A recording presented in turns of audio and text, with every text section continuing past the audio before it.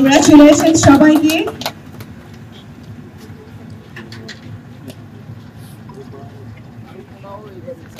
হয়ে গেল জাহাজের উদ্বোধন এবং চাবি হস্তান্তর।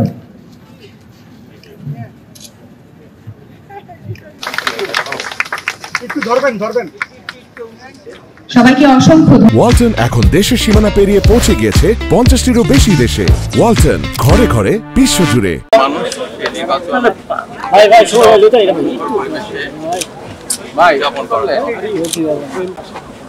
অবশ্যই জনগণের নির্বাচিত সরকার জনগণের আকাঙ্ক্ষা বাস্তবায়ন করে।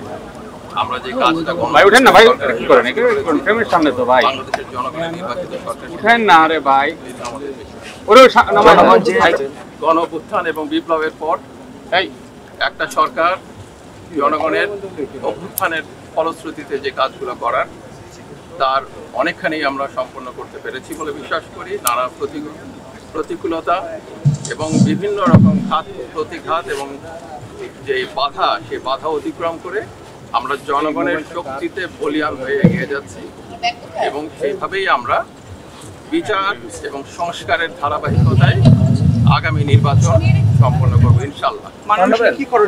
এটা অনেক দূর এগিয়ে নিয়ে যাওয়া যাবে, কারণ এই তো এরকম ঢেউয়ের মতো আসে।